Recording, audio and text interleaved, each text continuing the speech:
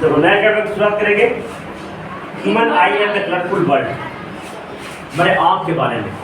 आदमी का जो आँख होता है, इस आँख के बारे में पढ़ेंगे। तो आँख क्या चीज़ है? आँख एक शरीर का एक ऑर्गन्स है, बॉडी का एक ऑर्गन्स है, जिसके कारण इस कलरफुल दुनिया, रंगीन दुनिया को हम लोग देख पाते हैं, है ना। ये आँख इस दुनिया में क्या है, आँख ना होने का दर्द जो अंधे आदमी उससे पूछो, बेचारा कुछ नहीं देख सकता, रोड पे चल भी नहीं सकता। हम लोग को भगवान आँख दिए हैं, एक बहुत बड़ा गिफ्ट है, जिसके कारण इस दुनिया को देख पाते हैं। ठीक है, समझ में आया?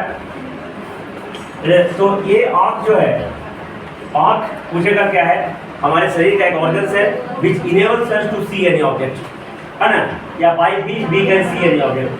आँख एक ऐसा आँख है जिसके कारण किसी वस्तु को हम लोग क्या करते हैं, देख पाते हैं। ठीक है, तब इस आँख में क्या क्या है, ध्यान से देखना बेटा। आँख का एक फोटो ड्रॉ कर देते हैं तुमको, देखो ध्यान से देखना।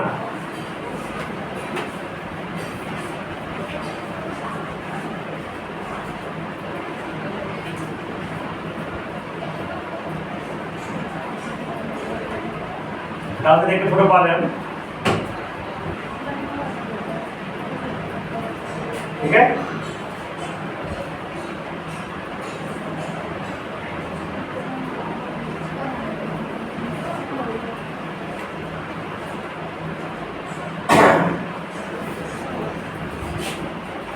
परफेक्ट फोटो तो पा नहीं पाएंगे हम, देख रहे हैं बहुत अच्छा हाँ।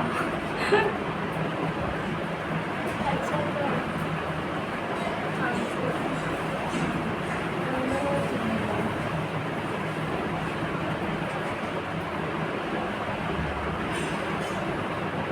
ध्यान से देखना। ये तुम्हारा आँख है, समझ में आया? अब देखो प्रत्येक आँख ऐसे होता है, ये जो बाहर वाले जो पार्ट है, देखो हर किसी का दूसरा काम में, देखो बाहर एक पार्ट है जो इस तरीका से आगे की ओर उभरा हुआ है, आगे की ओर उठा हुआ है, इसको बोलेंगे बल्जिंग आउट, या फिर ना बल्जिंग बल्जिंग का स्पेलिंग क्या बोलेंगे, BULDGING, बल्जिंग आउट, आगे की ओर उभरा हुआ है। ये जो पोर्शन कहते हैं बेटा कॉर्निया, क्या कहते हैं बेटा, समझा रहे हैं, अगला क्लास में लिखा देंगे। ये जो आगे प्रत्येक के आंख में जो आगे वाला जो उभरा वाला पार्ट है उसे कहते हैं कॉर्निया। ये वाइट इन कलर होता है। देखो दूसरा क्या आपको, ये उजला रंग का होता है, ठीक है। और इसी के साथ जो बाहर वाला जो आंख है, जो इंटरनल ऑर्गन है आंख में, तो ये जो लेयर है इसे स्क्लेरा या स्क्लेरोटिक कहते हैं। क्या कहते हैं? मैंने आउटर जो आंख एक प्रकार का स्पेरिकल पोर्शन है, तो स्पेरिकल पोर्शन के सबसे आउटर जो मेम्ब्रेन का हो या आउटर पार्ट का हो, ये कहेंगे स्क्लेरोटिक, ठीक है। और बाहर से जो आंख दिखता है उसका सबसे आगे वाला पार्ट जो हमको बल्जिंग आउट आगे की उभरा हुआ है ना, जो उजला कलर का है, उसे कहते हैं कॉर्निया। तो दिखा सुनने में, ठीक है। और ये इंटरनल है अंदर, इसे कहते हैं स्क्लेरोटिक, एक लेयर, ठीक है। अब स्क्लेरोटिक के अंदर एक और लेयर है, उसे कहते हैं कोराइड। स्क्लेरोटिक के एक अंदर एक और लेयर है, उसे क्या कहते हैं, कोराइड। क्या कहते हैं बेटा, कोराइड, ठीक है।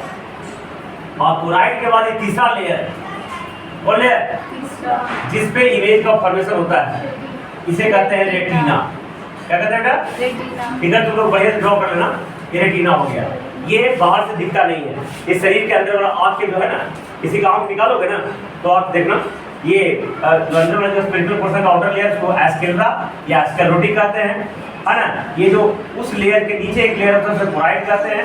और सबसे इधर जो लेयर है जो एक स्क्रीन का भी काम करता है इमेज के लिए, जिसमें हमारा जो कोई वस्तु को देखते हैं ना, तो हमारे आँख के अंदर जिस स्क्रीन पे इमेज बनता है उसे कहते हैं रेटिना। समझ में आया? ये तो अंदर वाला पार्ट्स। अब ये बाहर वाला जो पार्ट दिख रहा है बेटा, ये जो आगे की ओर उभरा हुआ है, इसे कहते हैं कॉर्निया। अब इसके बाद जो ये जो पार्ट है इसे कहते हैं आइरिस। क्या कहते हैं बेटा, आइरिस, ठीक है।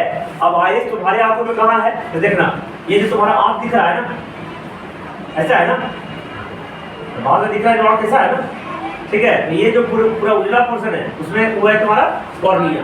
अब इस आंख में एक बड़ा वाला गोल है, बड़ा वाला है ना, ये फ्रंट व्यू है, एक्चुअली ये गोल है ना, आगे देखो तो गोल है, तो बड़ा वाला गोल उसे कहते हैं आइरिस। क्या कहते हैं, अब इस बड़ा वाला गोल के अंदर देखो दूसरा काम, देखो एक और छोटा गोल है जो पूरे तरह से काला है, इसे कहते हैं पुपिल, ठीक है। ये आइरिस का क्या काम है? आइरिस का काम आगे बताएंगे। ये छोटा बड़ा होता है, आइरिस का साइज क्या होता है? छोटा बड़ा होता है, और छोटा बड़ा होने के कारण आंख में कितना लाइट जाएगा इसको कंट्रोल करने का काम आइरिस करता है। और ये जो अंदर जो गोला है ये पूरी तरह ब्लैकेंड होता है, काला पार्ट होता है बेटा, है ना। काला इसलिए होता है कि अंदर जो लाइट गया तो रिफ्लेक्ट होकर जितने भी पार्ट्स हैं सभी इसमें ऑब्जर्व हो जाए, है ना, ताकि किसी चीज को देखने में कोई पूरा परफेक्ट इमेज बने, कोई छाई हुई ना पड़े, इसी प्रकार से उसमें बुंदा बुंदा नजर ना पड़े। देखते हैं तुम सामने देख रहे हो लाइट ज्यादा आ जाती है तो छाई पड़ता है, तो तुम उस सामने वाला वस्तु चमकता है, दिखता नहीं है। तो वही प्रोसेस तो चमके ना, इसलिए आंख में अंदर एक ब्लैकेट पार्ट होता है जो फालतू लाइट को क्या कर लेता है? एब्जॉर्ब कर लेता है, ठीक है। और आंख में लाइट का एंट्री है इकोर्ड है आइरिस के द्वारा होता है। किसके द्वारा होता है? आइरिस हमारे आंख में कंट्रोल करता है। अब देखो ये जो उजला वाला पार्ट है ये पूरी तरह से ट्रांसपेरेंट मटेरियल होता है, ट्रांसपेरेंट मटेरियल होता है, मतलब इसके आर पार लाइट जा सकता है। वैसे मटेरियल जिसके आर पार लाइट जल जाए उसे कहते हैं ट्रांसपेरेंट मटेरियल। तो कॉर्निया जो उजला पार्ट होता है वो एक ट्रांसपेरेंट मटेरियल है, ठीक है, पूरी तरह से। अब ये उसके अंदर क्या हो गया? आइरिस। आइरिस के अंदर क्या हो गया? पुपिल। पुपिल पूरी तरह ब्लैकेट पार्ट होता है, समझ में आया? आप देखो ये कॉर्निया समझ में आ गया, ये उजला वाला पार्ट, इसी के अंदर एक बड़ा वाला गोला ये आइरिस हो गया, है ना। उसी के अंदर एक और छोटा गोला होता है, क्या हो गया? पुपिल हो गया। कोई दिक्कत हो रही? आप पुपिल के अंदर ये जो दोनों पकड़ा हुआ है बेटा इसे कहते हैं सिलियरी मसल्स। क्या कहते हैं? Ciliary muscles. इतना से क्वेश्चन आ जाएगा जी, ध्यान से देखना, पुलाव के बारे में बताते रहते हैं। सिलियरी मसल्स जिसको हिंदी में संश्लेषित मांसपेशियां कहते हैं। इसका काम क्या है? आई लेंस को अपने जगह पे पकड़ के रखना। जैसे अभी कोई भी चीज है ना, कोई भी चीज, जैसे पंखा दिख रहा है, पंखा को जो ऊपर वाला रॉड है वो सही जगह पकड़े हुए है ना। अगर वो पकड़ नहीं रहता तो तुमको हवा लगता है ना, अगर वो मान इधर उधर कर रहा था तो तुमको दिक्कत होता ना। अभी जो मोबाइल फोन का स्टैंड है, मोबाइल को सही जगह पकड़ के रखे हुए ना, तभी तो क्या रिकॉर्डिंग हो रही है ना। अगर वो सही जगह कपड़ा नहीं पकड़ के रहेगा तो रिकॉर्डिंग होगी क्या? तो जरा आँख को इमेज बनाने के लिए सही जगह पकड़ने का काम कौन करता है? सिलियरी मसल्स करता है। क्या करता है? सिलियरी मसल्स, ठीक है। ये आई लेंस को करेक्ट पोजीशन पे पकड़ के रखता है और पकड़ रखता है। जब आदमी बूढ़ा हो जाता है ना, तीस सिलियरी मसल्स क्या हो जाता है? देखते हो हम लोग जवान हैं या यंग, तो देखो चेहरा बहुत बढ़िया है ना, नहीं है? ये देखो चेहरा में झुर्री उर्री नहीं आ रहा है, पूरी तरह से एकदम पूरा फ्लैट है। लेकिन जो बूढ़ा होगा तो हर जगह जब उसको झुर्री नजर आएगा, उसका चेहरा नहीं खराब लगता है ना, काहे कि उसके सब मसल्स क्या हो जाते हैं? वीक हो जाते हैं, कमजोर हो जाते हैं, और हड्डियों में वो ताकत नहीं रहती, मांसपेशियों में ताकत नहीं रहती। तो ये बुढ़ापा होने में यही सिलियरी मसल्स कमजोर हो जाते हैं, इसलिए आई लेंस सही जगह पे नहीं रख पाता है, और नहीं रहने के कारण जो बूढ़ा आदमी हो जाता है उसको अप्रूवी आँख न तो नजदीक का वस्तु दिखता है न तो दूर की वस्तु दिखता है, ठीक है। इसलिए बेचारा को चश्मा लगाना पड़ता है, बाइफोकल लेंस का चश्मा लगाना पड़ता है, आगे जाके आई डिफेक्ट में पड़ाएंगे। समझ में आ गया? समझ गया बेटा? आप देखो, आप लोग ये बीच में बहुत सारा खाली जगह है, ये कॉर्निया और आई लेंस, ये सिलियरी मसल्स हो गया ना, और ये आई लेंस हो गया। अब आई लेंस जो हमारे आंख में है बेटा, ये एक प्रकार का प्राकृतिक, ये तो आर्टिफिशियल ना, लेकिन ये भगवान के द्वारा बनाया हुआ है, ये नेचुरल कॉन्वेक्स लेंस है। अब नेचुरल वर्ड क्यों पढ़ रहे हैं? ये नेचुरल कॉन्वेक्स लेंस है बेटा। कोई पूछेगा आई लेंस कैसा है, तो प्राकृतिक माने कॉन्वेक्स लेंस जैसा, कॉन्वेक्स लेंस है, कॉन्केव नहीं है बेटा, ठीक है, लेकिन प्राकृतिक है। प्राकृतिक इसलिए मैं बोला कि जो आर्टिफिशियल कॉन्वेक्स लेंस होता है इसका फोकल लेंथ, अगर फिक्स लेंस लिया तो उसका फोकल लेंथ बदलता नहीं बेटा, फिक्स रहता है। लेकिन इस लेंस में खास बात क्या है कि फोकल लेंस अपने जरूरत के अनुसार एडजस्ट कर लेता है। और इसके लिए देखो ये मेरा बोतल नजदीक है ना, तो अभी हमको साफ साफ दिखाई पड़ रही है ना। और वो देखो वो जो बल्ब है ना उतना दूर है, वो भी हमको साफ साफ दिखाई पड़ रही है। आगे गाड़ी जाएगी वो भी हमको साफ साफ दिखाई पड़ेगी। तो नजदीक की वस्तु भी हमको साफ साफ दिखाई पड़ती है, दूर की वस्तु भी साफ साफ दिखाई पड़ती है। साफ साफ मतलब क्लियर।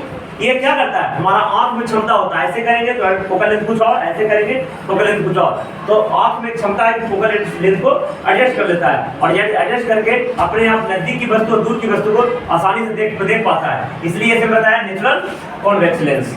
समझ में आया? आगे जाकर पढ़ाएंगे ये जो क्षमता है ना हमारे आंख में, हमारे नजदीक की वस्तु को भी आसानी से देखता है और दूर की वस्तु को भी आसानी से देखता है। उस क्षमता को कहते हैं पावर ऑफ एकोमोडेशन। क्या कहते हैं बेटा?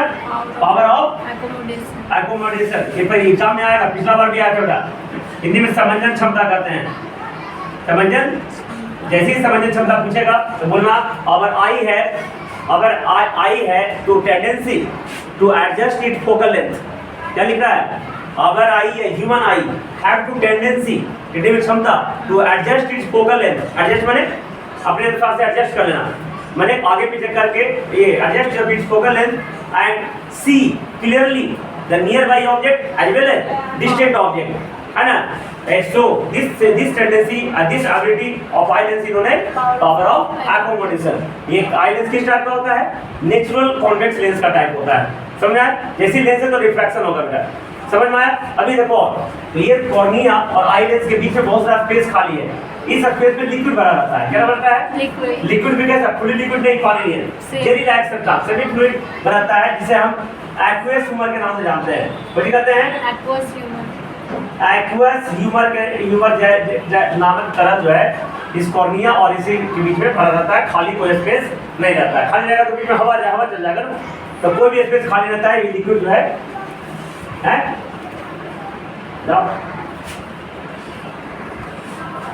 हाँ, तो यहाँ पे एक लिक्विड भरा रहता है, क्या कहते हैं? Aqueous humour.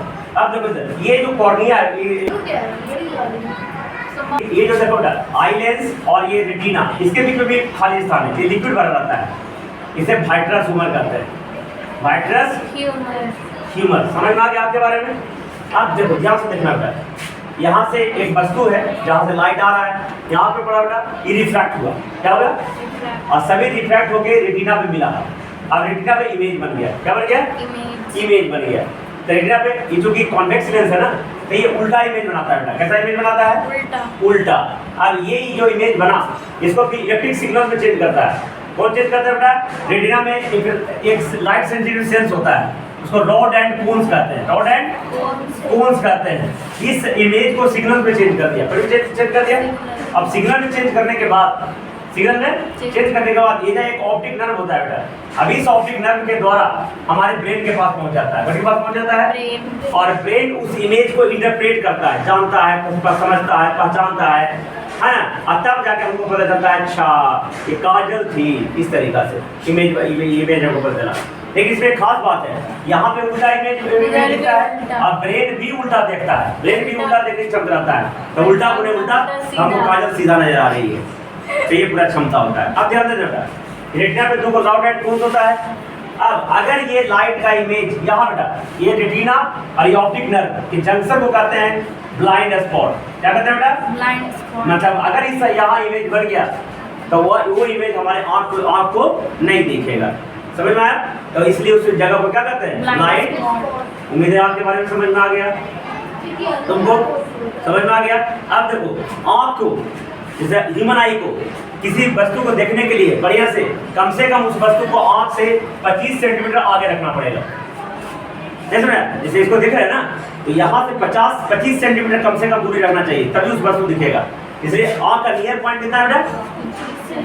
25 सेंटीमीटर। कोई पूछ देगा what is the near point of our eye? 25 centimetre. 25 centimetre scale है तुम्हारे इंस्ट्रूमेंट बॉक्स में 15 सेंटीमीटर का होता है, तो 15 + 10 कर लेना, वो ऊंचा रहेगा तो दिखेगा। लेकिन 25 सेंटीमीटर के पहले अगर कोई वस्तु को रख लोगे तो तुम्हारे आँख से उसका इमेज नहीं कर पाएगा, अंडरस्टैंड? अब अगर आपका फार्देस्ट पॉइंट कितना होगा? हर पॉइंट तो इंफिनिटी बेटा, आप कहीं तक भी देख पाता है, समझ में आया? तो नियर पॉइंट कितना? 25 सेंटीमीटर। अब देखो भगवान हमको दो आँख दे दिए, एक आँख से भी दिख सकता था, लेकिन भगवान 2 आँख दिए है, किस लिए? देखो सबसे पहले तो आप 2 आँख दिए हैं ताकि मेरा चेहरा सुडौल लगे, अच्छा लगे। अगर एक आँख रहता तो खराब लगता है, देखो पौधा रहेगा, खराब लगता है। तो चेहरा को भी थोड़ा सा गुड लुकिंग बना दिए हैं, है ना। और दूसरा रेंज ऑफ विजन को वाइड कर दिए है, तो अपना एक आँख से देखना तो दिखेगा, लेकिन थोड़ा सा क्लियरिफाई बढ़िया से पता नहीं, तो गाड़ी में बैठ वो तो दिखता है ना, लेकिन वो थोड़ा सा रेंज ऑफ विजन घट जाता है। रेंज ऑफ जैसे ऐसे जो है ना, रेंज ऑफ विजन बढ़ जाता है। अगर कैसे है तो ऐसे दिखेगा ना, लेकिन अगर 2 आँख रहता है यही रेंज ऑफ विजन होगा, तो रेंज ऑफ विजन 2 आँख से बढ़ जाता है, चेहरा भी बहुत बढ़िया होता है, गुड लुकिंग अट्रैक्टिव हो जाता है, ठीक है। इसको तुमको समझना है तो गाड़ी में बैठ जाना रात में, और गाड़ी का 2 हेडलाइट की जगह 1 हेडलाइट जलेगा, तो दिखेगा, जा भी सकते हो, लेकिन थोड़ा सा अनसेटिस्फैक्शन होगा, थोड़ा सा अनकंफर्टेबल तुम फील करोगे, है ना। और हमारा ह्यूमन आई बेटा 180 डिग्री मूव करके वस्तु को देख सकता है ना, ऐसे देख सकते हैं, ऐसे देख सकते हैं, 180 डिग्री मूव करता है। और 180 डिग्री तक के वस्तु को हम क्या कर सकते हैं, देख सकते हैं। लेकिन बहुत सारे जो जीव है ना, वो इससे और भी रेंज ऑफ विजन ज़्यादा है। ये शेर 270 डिग्री देख सकता है, उल्लू 360, उल्लू 360 डिग्री आगे पीछे सब देख सकता है। ठीक है, समझ में आया? तो इसके बारे में, आँख के बारे में और कल इसके आगे लिखाएंगे, पढ़ के आओगे। ओके।